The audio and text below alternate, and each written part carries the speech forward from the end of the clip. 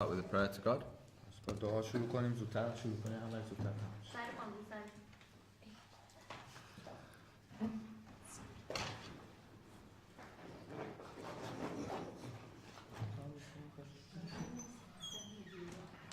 Okay, stop. Lord God in heaven, we come and we thank you for this time we can spend together. ای خدای آسمانی ما، یک بار دیگه دور هم جمع میشیم و با هم وقت بگذرونیم. And we thank you for your holy word which teaches us about you and your purpose. و ممنون بابت کتاب مقدس که راجع به تو به ما درس میده و راجع به هدفت. Please help us to understand what we read and then put those lessons into practice in our lives. و لطفاً کمک کن چیزی که میخونیم و بفهمیم و به صورت کاربردی و عملی ازش تو زندگی استفاده کنیم. So we give you our thanks in Jesus' name. و سپاسمون از طریق عیسی مسیح بهت میرسونیم. Amen. آمین. Okay, so tonight we're going to study the character Absalom. و امروز ابشالوم رو میخونیم، شخصیت ابشالوم. داستانش جالبه. Who knows who Absalom is? کسی میدونه ابشالوم کیه؟ پسر داوود. دیویدسون. David's son. Good. Yes. How many sons did David have? چند تا بچه داشت؟ داوود. Dawood. داوود. Two. Many sons. How many wives did he have? Who said? کی گفت هزار تا؟ 12. No, he said 12. How many wives? چند تا زن؟ 4. 4. Yes. Was that a good idea? نظر خوبیه، این کار خوبیه. No. And the relationships between him and his wives and his children were very different, probably, to the relationships we have with our families. و ارتباطاتش با زناش و بچه‌هاش و اینا کاملا 100% متفاوت بوده با رابطه‌ای که ماها اینجا داریم. So, what have we learnt about David already, about his character? What was he like? چی از شخصیت و کاراکتر داوود تا الان یاد خوندیم؟ تو این بایبل تایملاینی که داریم میریم جلو از داوود. What was his character like? آدم خوبی بود تا قبل از اینکه بره اون طرفو بکشه و فلان مثلا. He was a godly man. Yes. Although he did a sin and he committed a murder. He was a faithful. دوره That's why he بچگیش repents. بود ولی بعدش بد شد.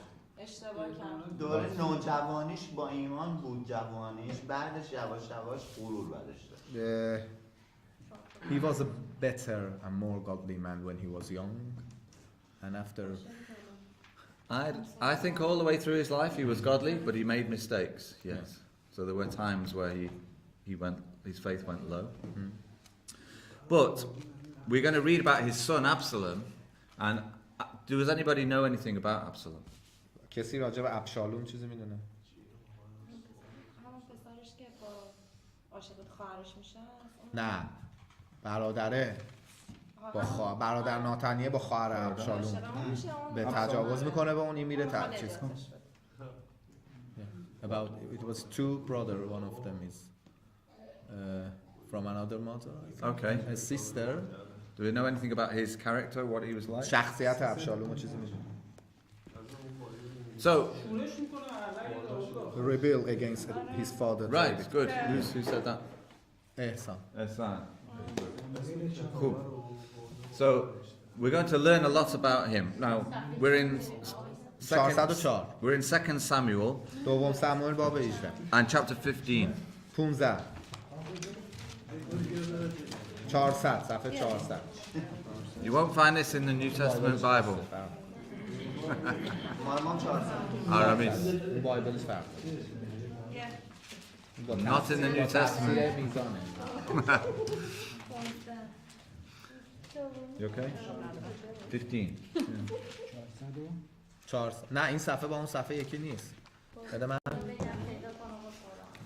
It's okay. نه درسته. عجیبه. So what do we think David's son would be like? Do we think he would be like David? A godly man? ابسالوم. Yes. Do we think he was going to be like David? و فکر می‌کنید که قراره ابشالوم هم مثل پدرش خدا پرست باشه. Okay, let's read from verse 1 to verse 5. Verse 6. 1 تا 6. لە دوای ماوەیەک ئەبشالوم کالیسکەکە و ئەسپی بۆ خۆی دانا 50 پیاوێکی لە پێشەوە ڕایان دەکرد. Okay, stop. Sorry. So, did he finish the verse? Yeah. I thought so. It's okay. So, what kind of a man was Absalom? پس چه نوع مردی بوده؟ Where's the music coming from? He was a good man. جنگجو بوده دیگه. اینجا مشخصه دیگه. جنگجو. He was looking for a war. He was. Where's the music coming from? It's a hymn. They're Oh. singing hymn.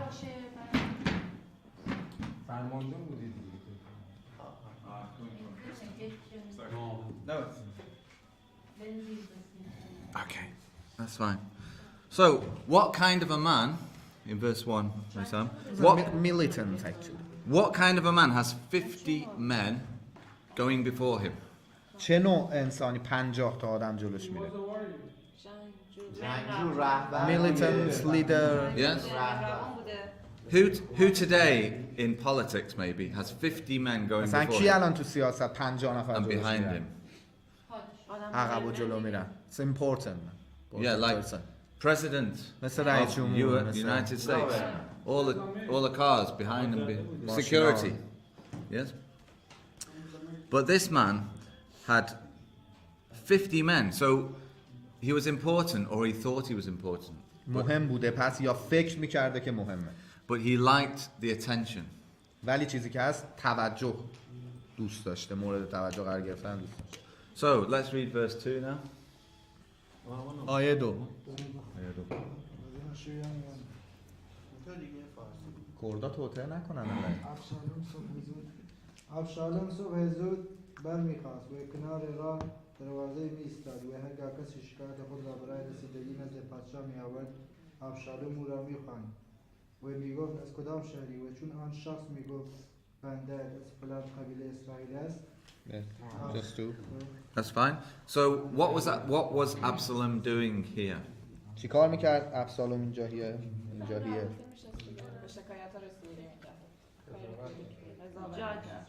Judge. Yes. He was intercepting people coming in and out of the city. هر کسی که میرفت خارج از شهر رو برمیگشت به شکایتشون رسیدگی میکرد. And let's look at what he says to each person in verse 3. و تو آیه 3 ببینید که به هر شخصی چی میگفته. ابشالوم او را میگفت ببین دعوای تو نیکو و بجاست ولی کسی از جانب پادشاه مقرر نشده که به تو گوش فرا دهد. Okay, so what does Absalom say that is wrong in the kingdom of Israel? چیزی که داره میگه ابسالوم چیش مشکل داره تو پادشاهی اسرائیل؟ یعنی چیزی اصلا درست نیست. پادشاه کسی رو نگفته که به تو چیز کنه. نه چیش غلطه. عدالت نداره. It's not fair and it means that king is not just. The king is not doing his job. Yeah, he's not listening to your problems. Yeah. Okay. And was that right? What kind of a king was David? در حال داوود بوده دیگه پادشاه. درسته این حرف؟ No.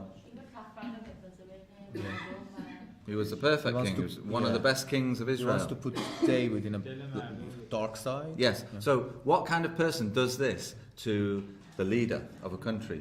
What, like in our society, we have times where we undermine. You know, undermine is try and make little the leaders. When does this happen in our society? When? چه زمانی این اتفاقا میفته؟ مثلا تو بحث سیاست هر کشور که بخوای if someone looking for power. Yes, and when does that happen? Like in a democracy, when does that happen? چه اتفاقی میفته؟ rebellion پادشاه را تخریب کرده. rebellion. تخریب داشته، چهره پادشاه رو تخریب می‌کنه. گفتم اینو بهش. مردم رو بیاره سمت خودش. Wants to attract people. Yes. So this happens when you have an election or political a coup. Yes, where you want to take over a coup. Is that what? When you want to take over the king.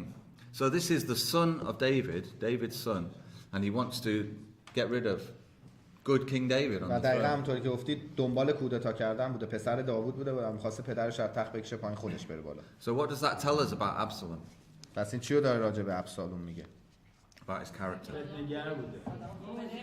فتنه‌گر بوده. Yeah, he wasn't a fair and good man. He wasn't godly man. Yes, and how would I feel if my son wanted to get rid of me off the throne?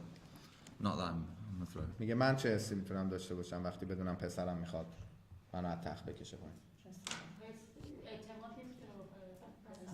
You couldn't trust him. Revenge. Yeah, but how would I feel if Daniel wanted to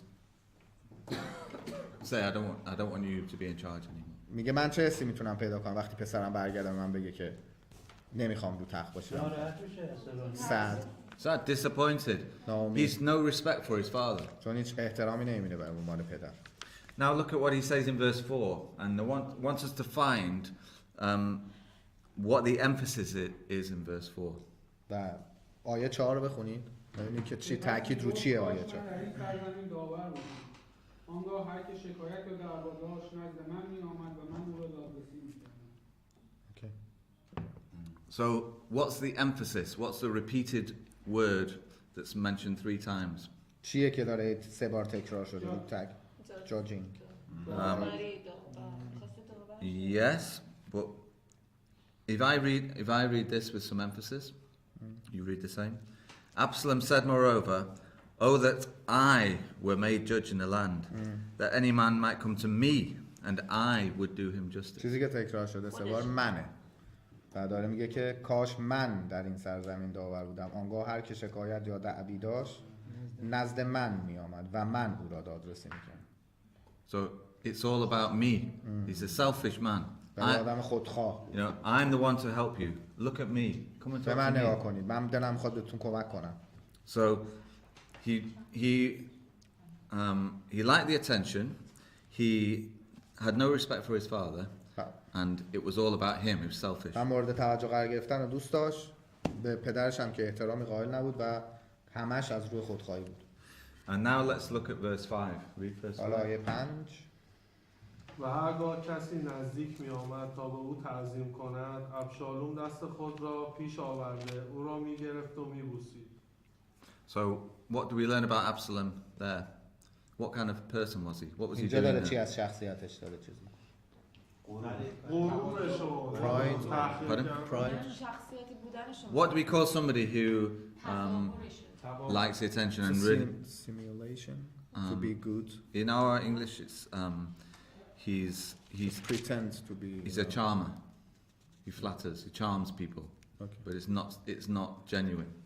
و واقعی نبوده دیگه. ما چی میگیم تو فارسی؟ تظاهر نه یک کلمه خوبه دیگه. تملق آفرین. And how do you think the people felt about Absalom when he did this? و وقتی این کارو میکرده مردم چه حسی داشتن نسبت بهش؟ Popular. محبوب بوده دیگه. آره چون Popular. Very ظاهر popular. سازی میکرده که آقای من به فکر شما محبوب شده بود. Like a politician, really. این Listen to سیاست me. مدارا. I'll solve your problems. Come من on. کلید دارم میام. You don't need to listen to David. Come and join yourself to me. و داره بهش میگه نمیخواد سمت داوود برید. So he's trying to build an army and a group of people to take David off the throne. پس تلاش کرد که توطئه بسازه و یه ارتشی رو تدارک ببینه که داوود از رو تخت بیاره. Now the thing is, this is really interesting. What does he do next? He did something once a year. In chapter 15.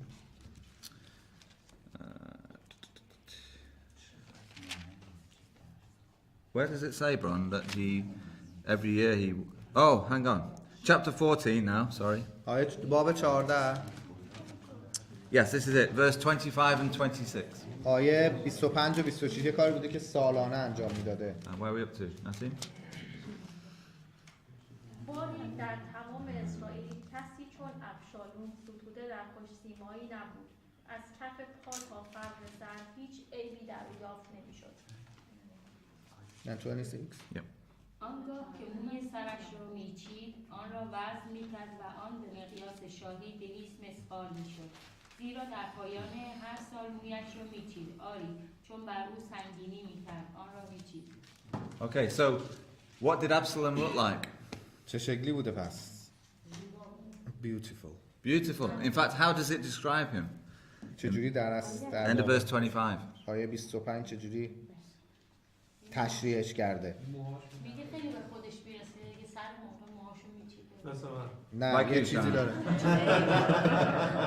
نه داره میگه از کف سر، از کف پا تا فرق. عیبی نداشته. No, it's unblemished actually. No blemish, yes. No spot or nothing wrong. Perfect. کامل معرفیش کرده. So he was beautiful, but this is just the appearance. This is just the ولی outside. فقط تو ظاهر و بیرونش اون بوده که بی عیب بوده. So everybody loved him. He was popular. He looked beautiful. And then in verse 26, what did he do once a year?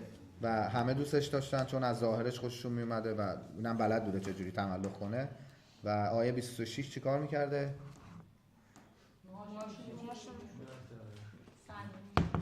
Cut off his hair, trim his hair. Cut his hair, Yeah. and he weighed it every year. And this was a big ceremony. Everybody knew about و this. جشنی بوده که همه میدونستن هر ساله چون انجام میداده. So what does this tell us about Absalom? That everybody knew about his long hair and how beautiful he was. و راجع به زیباییش و موهای بلندش همه میدونستن. این چی رو از ابشالوم معرفی میکنه؟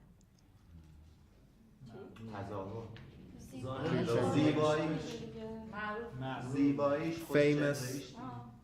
I think he was showing off. Showing off his Pose میداده vain, دیگه. or he was yeah, he liked to look the part. He liked the outward appearance. So he's the complete opposite really of his father David. و کاملا متفاوت بوده. تضاد پدرش بوده کاملا. Because David was only really concerned what was in his heart. How چرا to که please داوود God. همیشه نگران این بوده که چی تو قلبشه.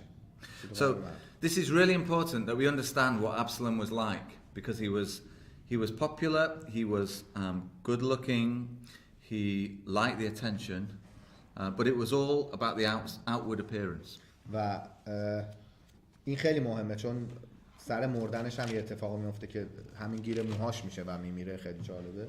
سر همین باید میشناختیم شخصیت ابشالوم اول از همه، این که یه آدمیه که کاملا محبوب شده به خاطر کاری که کرده، ظاهر خوبی داره، خوش سیماست و اینکه خیلی مورد توجه دوست داره قرار بگیره، ولی همش ظاهری. So what we're going to see in this story is actually about the death of Absalom. و چیزی که تو داستان ما می‌خوایم بررسی کنیم در اصل مرگ ابشالوم.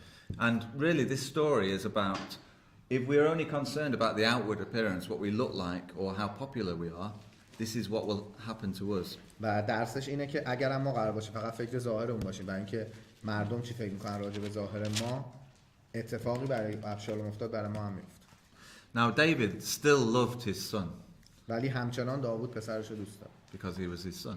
چون بچه‌شه. But obviously they were very different spiritually. ولی خب از نظر معنوی و روحانی خیلی با هم متفاوت. So let's see what happens to Absalom. He's coming with his army to fight against David. و ببین چه اتفاقی برای ابشالوم میفته. با ارتشش میاد که جنگ کنه علیه داوود. So we're back in chapter 18 now. حالا بیاید باب 18. And we'll read please from verse 1 to verse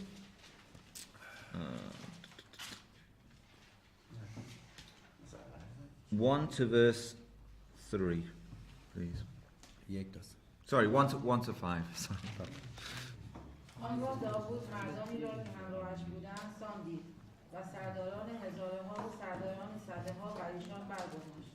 و داوود لشکر را روانه کرد، یک سوم را به دست یوآب، یک سوم را به دست الیشای پسر سرویی برادر یوآب و یک سوم دیگر را به دست اتای تلتی و پادشاه لشکریان را گفت من خود نیز البته همراه شما میآیم. ولی لشکریان گفتند تو همراه ما نخواهی آمد، زیرا اگر ما بگریزیم کسی اهمیت نخواهد داد، اگر نیمی از ما هم بمیریم کسی اهمیت نخواهد داد، اما چون تو اما تو چون 10,000 تن از مایی، پس بهتر آن است که ما را از شهر یاری رسانی. پادشاه به آنان گفت آنچه در نظر شما نیکوست خواهم کرد. پس در حالی که پادشاه نزد دروازه ایستاده بود، تمامی لشکر در دسته‌های 100,000 نفره بیرون رفتند.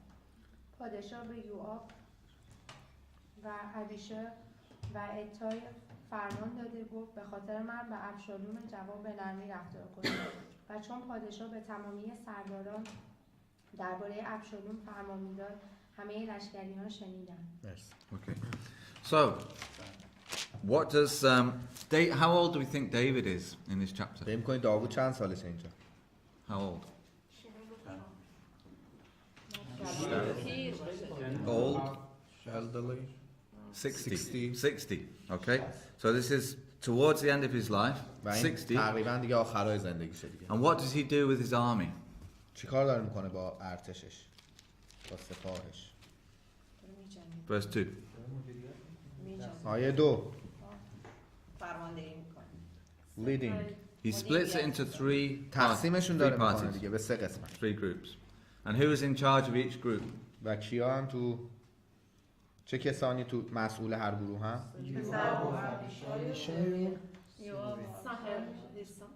Yes. So Joab, or how do you say Joab? Joab. So he was like the captain of the army. و اون در واقع فرمانده ارتشش بوده یوآب. Then he had Abishai, who was another warrior. که یه جنگجو فرمانده دیگه. And the third group, Ittai, who was a very faithful man as well. اتای بوده که خیلی هم آدم با ایمانی بود. Now, what did the people say to David? Because he was going to go out and fight as well. داوود هم می‌خواست بره جنگ کنه دیگه. چی بهش گفتن؟ What did they say to him in verse 3? آیه 3. They asked him to not come and stay behind. Yeah, don't you go. Why not? چرا از داوود گفتن نه؟ فرماندهی کن. Just to lead from the back. Yeah, got them back. What might happen if he went to the battle? اگه میرفت تو مبارزه چی میشد؟ Might kill. He might die, and he was far more important for him to remain alive and be someone that they could look to. و دقیقاً براشون مهم بود که تحت هر شرایط شده داوود زنده میموند. Now, was David the kind of person to stay at home when there was a battle to be fought? Sorry? Was he the kind of person to stay at home? داوود آدمی بود که بشینه خونه و جنگ نکنه. No. He'd be the first in the queue. همیشه تو صف اول بوده. So why does he not go to war? Why does he not go to battle? چرا به جنگ نرفت پس اینجا؟ He's old. He's old? Yes. یکی از دلایلش Why else? Who was the enemy? یه دلیل دیگه they told that because his enemy was his son. Yes. And so he what didn't was like going to kill. You don't want to kill your own son, even if he doesn't like you. So, and what does he say to the leaders of the army? و بهشون هم چی گفت؟ In verse 5. Don't kill. Yeah, be careful, don't kill him. Save him alive. Win the battle, but don't kill him. جنگو ببرید ولی اونو نکشید. Okay, so let's see what happens now. It's really good, this. It's a good story for children and for us. So, verse 6 now to verse 8. آیه 6 تا 8. پس لشکر به مقابله با اسرائیل به صحرا بیرون رفت و جنگ در جنگل افرایم در گرفت. لشکریان اسرائیل در آنجا از خادمان داوود شکست خوردند. آن روز کشتار عظیمی شد و 20,000 مرد از پا درآمدند. باری جنگ بر تمامی آن دیار گسترده شد و آن روز آنان که جنگ در کام کشید بیش از کسانی بودند که به شمشیر فرو بریده شدند. Okay, so thank you. So what happened? Who won the battle? کی جنگو برد؟ David and his army. Yes, and was it because they had better weapons? They had better bows and چی بردن؟ arrows? چون سلاح‌های بهتری داشتن. نه طبیعت. Because of the jungle actually and the forest. Yes. Helped them. How did that work? Was it like Lord of the Rings? ارباب القاه. No. What happened? How did the wood kill more people than the sword? و The forest. چجوری خب تو جنگل میتونستن آدمای بیشتری بکشن؟ Good. They had a good captain. با ایمان‌تر بودن. They had horse. They were tripping up over the roots of the trees. They were getting slowed down because it wasn't a straight path. They couldn't escape. So راه فرار بوده، راه گریز بوده و کلی هم تله درست میکردن تو جنگلی. So God used the nature to win the battle. پس خدا از طبیعتش استفاده کرد برای اینکه which is a theme all the way through the Bible. Again and again he does this. که خیلی در کتاب مقدس این تکرار شده. Now, look at this in verse 9. This is a good bit now, verse 9. آیه 9. از قضا ابشالوم به خادمان داوود برخورد. او بر قاطر خود سوار بود. قاطر زیر شاخه‌های قطور درخت بلوط بزرگی رفت و سر ابشالوم در میان درخت بلوط گرفتار شد، به گونه‌ای که میان آسمان و زمین آویزان بود، ولی قاطری که زیرش بود به راه خود ادامه داد. Merci. So, what happens to Absalom then? چه اتفاقی افتاد؟ Come on, Nassim, you're very quiet. موهاش اگه بلند بود گیر می‌کرد. به خاطر موهاش تو درخت. موهاش اگه بلند بود. Because of his hair was long. Yes. Actually, he. What happened? Caught in the trebinus. So he's riding along on his donkey, and we'll talk about the donkey in a minute. Why was he not on a horse? He's riding along, and the trees. His hair gets stuck in the trees. و الان میگه توضیح میده که اولا داره میگه که با الاغ داشته میرفته و میره زیر درخت و موهاش گیر میکنه و این ما میگه چرا الاغ سوار اسب نبوده چرا. And what happened to the donkey? نشونه صلح بوده. نه. چه اتفاقی برای الاغ افتاد؟ The donkey carried on walking. So he's hanging there. He's all his hair stuck in the air. Very painful, I think. Yes. And so, how would you describe Absalom now, hanging there in the oak? Is he proud and powerful and popular? اینجا چه جوری دیگه میشه اینو توصیف کرد؟ آیا هنوز یه آدم محبوب، مغرور و خوشحاله؟ No. He's at the mercy of anybody coming along. His enemy. نیاز به لطف هر آدمی داره که بیاد فقط کمکش کنه. He can't reach for his sword somehow and set himself free. So he's completely helpless. دقیقاً بدون کمکه و نیاز به کمک داره. Now, he doesn't die by hanging in the oak, but who comes along in verse? Let's have a look at verse 14. و با آویزون موندن که نمرد ولی خب ببینیم چه جوری مرد. Verse 14. 14. And 15.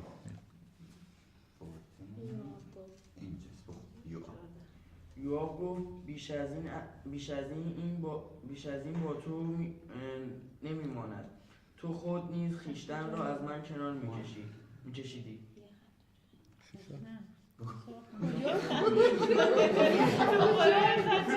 یه خط رفت بالا بعدش یا رفت ستون بغل تو نزدیک به 1 ساعت داشت 9 رو میخوند آماده کرده بود ما یه به 14 باشه اوکی 14 رو دوباره بخون دوباره بخون 14 الان ببین اشتباه گفته بود. Find the text. Can't what? Find the verse. بیش از این با تو بزن یوآب گفت بیش از این با تو اوکی با تو معطل نخواهم ماند. تمام. پس نیز به دست گرفت و آنها در قلب آبشالوم که هنوز زنده در میان درخت بلوط بود فرو برد. 15 هم بخونیم. 10 جوان سلاحدار او یوآب نیز دور ابشالوم را گرفتند و او را زده کشتند. Okay, so what happens to Absalom? He's hanging there in the tree, helpless, and who comes along? کی اومد سمتش؟ به نیازمند کمک همینجوری آویزون مونده؟ یوآب. Was he a faithful Joab? Joab was the captain of the army. How do you think he was? And he's got the enemy of David, the king, in front of him. What do you think? اصلا دیگه بحث اینجا نیست. میگه فرمانده سپاه کل سپاه داوود بوده. فکر می‌کنی دشمن داوود رو پیدا کنه چیکار می‌کنه؟ He was a hard man. He was رحم نمی‌کنه اصلا. He would. But David had told them. Yes, very interesting. Joab understood that David's enemy needed to be killed. ولی خب یوآب فهمیده بود که دشمن داوود باید کشته بشه. So Joab was prepared to kill his enemy, even though David had told him not to. و اون فقط دنبال این بود که دشمن داوود رو بکشه، حتی اگه داوود هم بهش گفته. And really it was God's will that Absalom was to be killed because he was a threat to David. چرا که 100% هم خواست خدا بوده که کشته شه که این اتفاقات افتاد. داوود رو حساب رحم پدرانش گفته بود نکشید. ولی اون از نظر نظامی و اینکه سیاسی میدونست که دشمنش رو باید کشته شه. So it wasn't a good thing that he did, but really it's what needed to happen. چیز خوبی انجام نداد، کار خوبی انجام نداد، ولی اتفاق بود که نیاز بود بیفته. Now let's just David is very sad about this when he learns of his death. We're not going to read about that, but we're going to see what happened to Absalom now after his death. Okay. So David was very upset after his death, but we're going to just see what happened now to Absalom after he was killed. ببینیم حالا خب داوود خیلی ناراحت شد بابت مرگ پسرش و خیلی افسرده شد. ببینیم چه اتفاقی افتاد بعد از مردن پسرش. So just verse 18. 18. آبشالوم در ایام حیات ستونی به جهت خود گرفته در دره پادشاه برپا داشته بود، زیرا میگفت پسری ندارم که نام مرا زنده نگه دارد. او آن ستون را به نام خود نامگذاری کرد. پس تا به امروز به بنای یادبود آبشالوم معروف است. Yes. So this is a very sad verse in the Bible. این یه آیه خیلی ناراحت کننده است کتاب. Why is it sad? چرا ناراحت کننده؟ چون کسی نداشته. He had no one. He had no son, no family. هیچ کس رو نداشته دیگه، نه خانواده نه بچه. And داشته کسی نبود جاشو بگیره. آره دیگه کلا نداشته دیگه، پسر خب نداشته دیگه، پسر نداشته. And what had he done whilst he was alive? What had he built? چی کار کرد موقعی که زنده بود؟ پس چی ساخت؟ A pillar.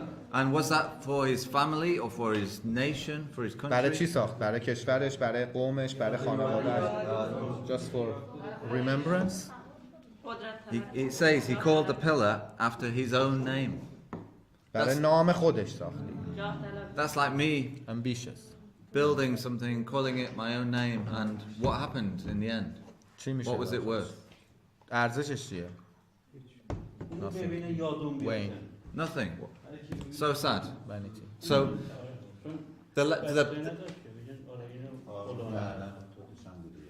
there's a more important lesson about this story now. So it's an exciting story. We learn about it. Him hanging there in his hair. But there's a bigger story here for us, for lessons for us. کلا داستان هیجان انگیزیه این داستان، چرا بخوایم داستانی مرورش کنیم، ولی مهمترین درسش برای ما این آیه 18 شه. Because Absalom represents something. What do we think it might be? چرا که ابشالوم نمایانگر یه چیزیه.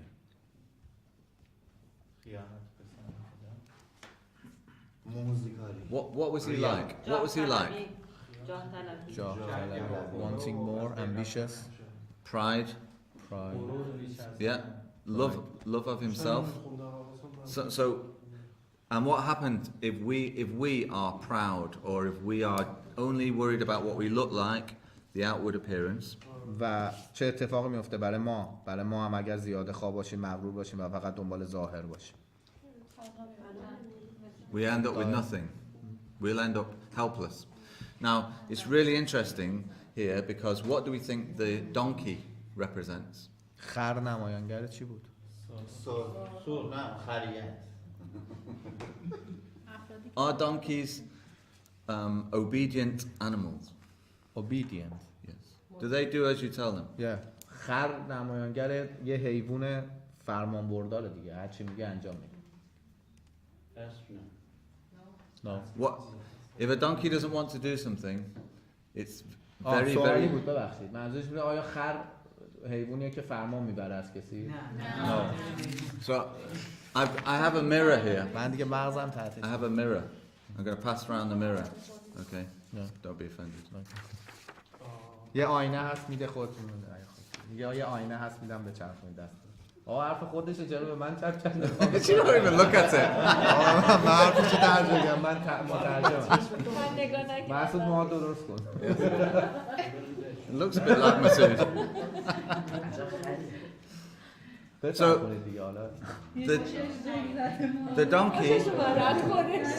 the donkey is every one of us, our nature, because we don't like to be told what to do. خر ذات همه ماست، یعنی ذات همه انسان‌ها یه جورایی خریت بشه. حالا اینکه دلمون نمیخواد. Take a good look in the mirror. باشگاه رفته. So we have a donkey-like human nature. دقیقاً ما خر دقیقاً همون این ذات انسانه. God tells us right from wrong. He tells us what to do, and we very often don't want to do what God asks. به خاطر اینکه خدا همیشه گفته چی کار کن چی کار نکن و اغلب اوقات ما هم کاری که دلمون میخواد میکنیم. Now what happened to the donkey in this story? به خره چه اتفاقی براش افتاد؟ Was Absalom in control of it? Was Absalom in control of the donkey? آیا ابشالوم کنترلش داشت؟ خره No, he lost control. کنترل از دست داد. کنترل خر رو از دست داد. Of his human nature. He یعنی lost کنترل ذات انسانیش رو از دست داد. Now, do we know in the Bible of another story? Thank you. Of another story in the Bible where somebody rode on a donkey. داستان دیگه چی داریم تو کتاب مقدس که یکی رو خر سوار؟ عیسی مسیح دیگه. Jesus Christ. Yes. Now, did Jesus lose control of the donkey? آیا مسیح کنترل اون خر از دست داد؟ No. So he tamed the donkey. He tamed human nature perfectly. و اون غالب بود و کنترل داشت به ذات بشری. And what does it tell us about the donkey that Jesus rode on? What kind of donkey was it? چه خری بود؟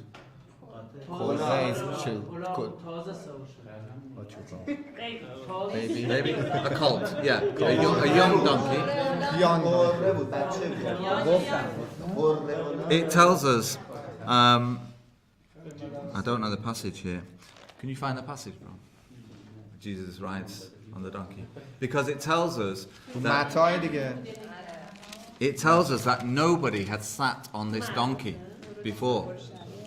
شده کسی قبل از اون ننشسته بوده روی این خر درست. What do we think that might mean? That nobody had sat on this donkey. همین معنیش چیه که اینجوری که این نوشته هیچ کسی روی It's Matthew 21. متی 21 درست. ورود شاهانه عیسی به اورشلیم. 1283. Actually, sorry. It's Mark chapter 11. Let's look at Mark 11. It's better. مرقس رو بیاید. مرقس 11.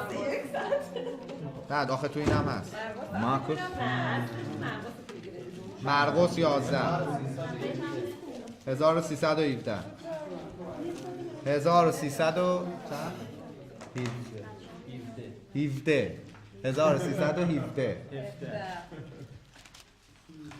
Mark chapter 11. And Jesus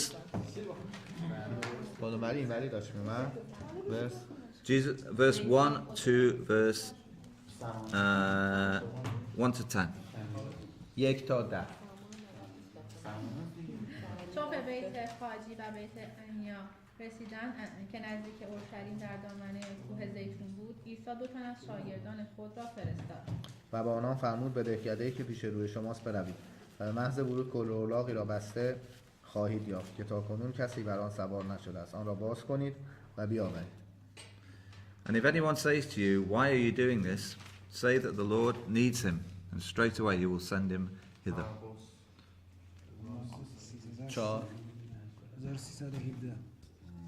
1318 الان. آیه 4 خط سوم. آن دو رفتن و بیرون در کوچه‌ای کره الاغی یافتند که مقابل دری بسته شده بود. پس آن را باز کردند. 5 در و در همان هنگام بعضی از کسانی که آنجا ایستاده بودند پرسیدند چرا کرولا را باز میکنید؟ چی؟ آن دو ماه بوده که عیسی به ایشان فرموده بود پاسخ دادند پس گذاشتند بروند. آنگاه کرولا را نزد عیسی آورده رداهای خود را بر آن افکندند و عیسی سوار شد. بسیاری از مردم نیز رداهای خود را بر سر راه گستردند و عده‌ای نیز شاخه‌هایی را که در مزارع بریده بودند در راه می‌گستردند. کسانی که پیشاپیش او می‌رفتند و آنان که از پس او می‌آمدند فریاد کنان می‌گفتند هوشیانا مبارک است آن که به نام خداوند می‌آید. مبارک است پادشاهی پدر ما داوود که فرا می‌رسد. هوشیانا در عرش برین. پس عیسی به اورشلیم درآمد و به معبد رفت. در آنجا همه چیز را ملاحظه کرد اما چون دیر وقت بود همراه با آن 12 تن به بیت عنی آمد. Merci. So, this is a. Does everybody know about this story? Jesus riding the donkey. Yeah. Why include a story of Jesus riding on a donkey? چرا داستان عیسی باید همچین چیزی شاملش باشه؟ Surely, if Jesus was going to be a king, he would be on a big white horse. و اگه واقعا قرار بوده که پادشاه باشه که روی اسب بزرگ سفید میره. نشونه جنگه ولی horses represent war. Yes, but a king would normally be on a horse. So Jesus is on a donkey. Why?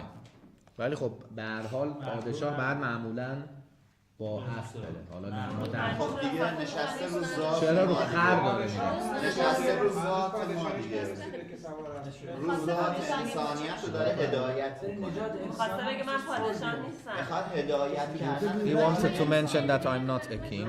Yes. Humble. Yeah. Yes. فروتنی. ساده زیستن سادگی. همون فروتنی. And what does the donkey represent? خر در مورد چی بود؟ نجات. Peace. Pardon? Peace. The donkey. الان گفتش دیگه. Human nature. Human nature. Self. And was Jesus in control of the donkey? Control self. He completely overcame human کاملا nature. فائق بود و پیروز اومده بود به ذات بشری. اون نماد صلح خر رو کلا فراموش کنید. اونا تو اون سوالایی که دست به دست بینمون چرخیده از سیستم کاتولیک اومده ما تو ذهنمون اومده برای اینترویو میخونیم. Are you talking about Catholics? Because many think that a donkey represents peace. Okay. And you can find it in questions which you know handed round between people who are preparing for We don't their need the interview. Catholics. I know. No. I know why you're saying it. Yeah, I mean, where did they get that idea from? Yes. It's not right. Yeah. Donkey represents us. We're stubborn. We don't like to do as we're told. و خر قده کلمه‌ای که داره به کار میبره قده به خاطر ما انسان‌ها هم. So just as Absalom lost control and let the donkey get away from him, Jesus completely conquered human nature. دقیقاً همونطوری که ابشالوم نتونست برخلاف مسیح کنترل ذات خودش رو از دست داد، ذات بشریش ولش کرد و داغونش کرد. در واقع مسیح برعکس. Now this is even better with this story because how was Absalom killed? چجوری کشته شد؟ What was the manner? Absalom. How was he killed? Sword. No. What was the real problem? What really killed him? Why was he helpless? مشکل اصلی چی بود؟ His hair. He was in a چیزی که گیرش انداخت موهاش بود. He died on a tree. He died in a tree. بر روی درخت مرد دیگه. Who else died on a tree? کی بر روی درخت مرد؟ کی به جز روی درخت؟ Judas Iscariot. No, who else died on a tree? Jesus. مسیح رو دار درخت دیگه. So Jesus, Absalom, in a way. Sorry. یه دقیقه وایسا مسعود جان. He was on a cross. She said that he was. Yeah. Now a cross. Every church says a cross is like this, right? But the Romans just had a pole in the ground, a tree trunk, کلیساها این به مرور از همیناست که تغییر کرده شده که صلیب اینجوری درست کردن، ولی خب رومیان طبق شواهد مثلا رو درخت آویزون میکردن و میگفتن صلیب. And in fact, in the Bible, it describes Jesus dying on the tree. به خاطر همین کتاب مقدس میگه مسیح روی درخت. What happened when Jesus was on the cross or the tree? Who came along and did something to it? چه اتفاقی افتاد برای مسیح؟ کتاب مقدس این که نمیشه قطعا، چون تو کتاب مقدس میگه دستاش سوراخ بوده و بعد سوراخش خوب شده. خب رو درخت که سوراخ نکرده، قطعا رو صلیب بود. درخت شاخه نداره مگه؟ But there was a sign of nail in her wrist, in his wrist, and like this, or like this. We don't know, but the cross symbol isn't important. So it could have been through both wrists here, above his head. صلیب نیامده اصلا. ما اصلا اسم صلیب نداریم. به دار آویختن. دار چوبه دار، یعنی چوبه. ولی خب حالا چه حالتی بوده داریم که ما مطمئن نمیدونیم. ولی رومیان اینجوری میزدن، اینجوری هم میزدن. مثلا دلیل بر این نمیشه. The cross isn't important. It might have been a cross where he had his hands like this.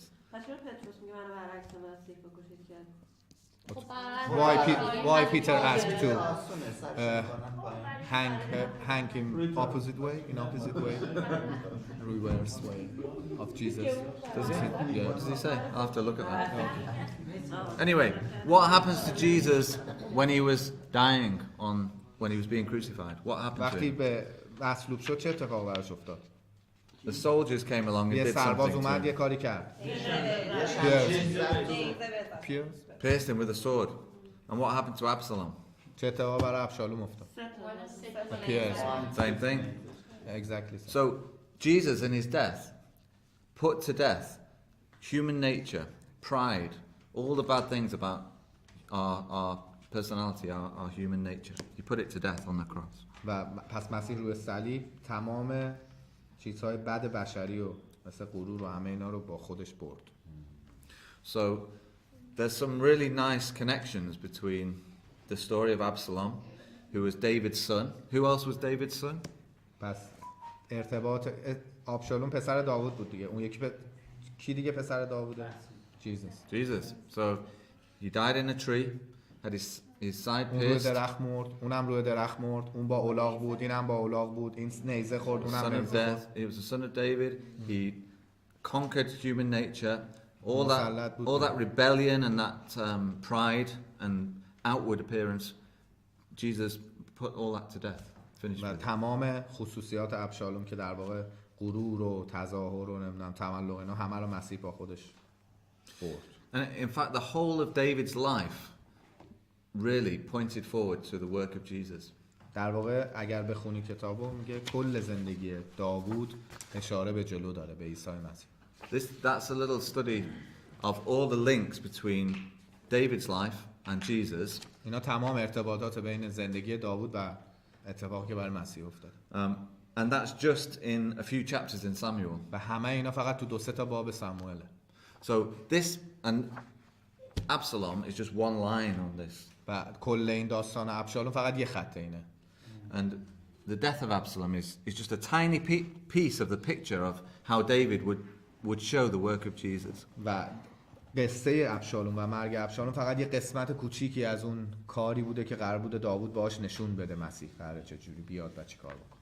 So just before we finish then, how in David's life did he represent or show Jesus Christ's work in his life and David himself. خود داوود چه جوری تو زندگیش نمایانگر عیسی مسیح بود؟ He was a king. A king? Good. That's one. یکیش. What was his job? شغلش چی بود؟ When he was a boy. Shepherd. Okay, that's two. Anything else? He was humble. He was humble. فروتن بود. Pardon? Yeah. It was Farsi, sorry. Oh, sorry. What was the story we did with David the first time? اولین داستانی که با داوود. Who did he kill? کی رو کش؟ Goliath. Yes. He killed a man of sin. He killed the giant of sin, Goliath. و مرد گناه و کسی که کشت جولیاتیو که کشت نمایانگر گناه بود دیگه، نمایانگر انسانیت و گناه بود. All the way through his life, there are hundreds of links صدها ارتباط between David and بین داوود Jesus. و مسیح. The same with Joseph, the same with Moses, the same with so many عین Abraham. یوسف، عین موسی، عین ابراهیم. Everyone in the Bible بیشترینش یوسف، points ولی forward خب to Jesus. داوود هم همشون اشاره به جلو و مسیح میکنن. یوسف که خیلی شباهت داره ولی داوود هم زیاد. That's why we believe all of the Bible is written by God. و اینا جزئی از آن دریای دلایله که قبول میکنیم که کلام خداست. ولی باز داوود گناه کرد. David did sin. David, okay, so yeah, good question. گناه خیلی بد کرد. آره. سوال خوبیه نه میگه چون مسیح. So we have all these examples of faithful men and women, but were they perfect? Were they perfect examples? These people? No perfect example. No. So that's the point. They still were. گناه کرده الان اینا میگن پادشاهی دیگه، درسته پادشاهی. تمام میدونم. خب چیزی که داره میگه تمام اینا اشاره به جلو. نه اینا همه اشاره به جلو داره میگه داره و همشون درباره مسیح داره حرف میزنه، ولی با اینکه همشون آدمای خوب بودن هیچ کدوم کامل نبودن. آخرش باز همشون گناه کردن. موسی کرده، چون اگه نکرده بود ابراهیم کرده، فقط مسیح نکرد. این شبیه اون چیزی میدونن اصلا این So why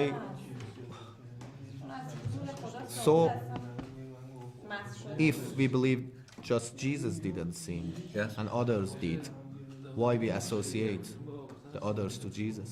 Because this is a good question, okay? Good question. But we in our lives, علی جان تمام نشده ببخشید. نه مشکل نه. We in our lives have to try and follow the example of Jesus. And we might be good and faithful in our lives, but we still sin. And all of these people were real people. They made mistakes.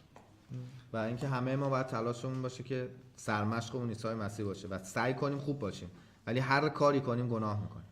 و اینا هم همه آدمای واقعی بودن عین ما. یوسف، ابراهیم، موسی نمیتونستن اصلا گناه نکنن. But when we add their life story together, it all builds up into Jesus. But only he was the one who really was the perfect man. و نگاه کنیم زندگیشون رو همه رو هم بذاریم، همشون یه جورایی دارن از اومدن مسیح و زندگی مسیح یه سمبل کوچیکن، ولی تنها کسی که بین همه اینا کامل بود مسیح بود. Which makes his life even more incredible. فقط اشاره‌هایی که تو زندگی‌هاشون شده یه جورایی از مسیح داره میگه، ولی اصلا خودشون ما مقایسه نمی‌کنیم با مسیح. منظورش اینه، میگه خود شخصیت یوسف ما با مسیح مقایسه نمی‌کنیم. مسیح آدم خوب بود، یوسف خوب بود، ابراهیم خوب، ولی ابراهیم میره مصر میگه زنم نیست خواهرمه، یا نمیدونم داوود آدم میکشه. فقط اتفاقات زندگیشون داره خبر از مسیح میده، این ربط. Thank you. Merci. So shall we just close with prayer and have a drink? Lord God in heaven, we thank you now for this time where we've been able to read your holy word. پروردگار شکر بابت این زمانی که خوندیم کلمات تو و سخنان تو. Please look after us now as we go to our homes. لطفاً حواست به ما باشه، مراقبمون باش که الان داریم میریم خونه. And please send the Lord Jesus Christ back to the earth soon to set up your wonderful kingdom. و لطفاً سرورمون عیسی مسیح رو زودتر به زمین برگردون برای تأسیس پادشاهی عالیت. And we ask our prayer through Jesus' name. و دعا میکنیم در نام عیسی مسیح. Amen. مردمی که دارن تو عید نخل دارن میگن اینا همونایی هستن فردا پس فرداش میگن بکشش بالا یه شهر دیگه هستن همونا هم تحت ترغیب فریسیان و صدوقیان قرار گرفتن. میخوای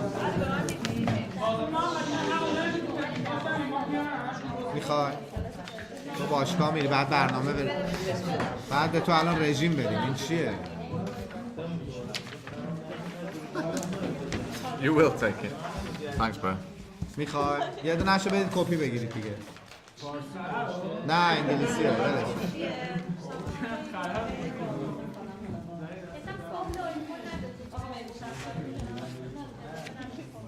نه بخون.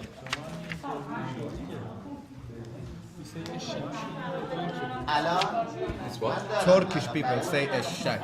Eşek. منم دارم الان Most pictures on Google have Absalom on a horse, not a donkey. Yeah. آه من یه کلمه بهش دادم اشک آره من نه ترکیش میگه Yeah, that's a medieval picture. Very old. Where's that picture? Oh, Stephen Cox. Where's that old picture? نه یا با من خجالت میشم. Wow, that's a coincidence. ادب و یاد Okay, so you must take a picture saying, I understand. That's good. اول خودت. اولا خودم ولی بعدا خودم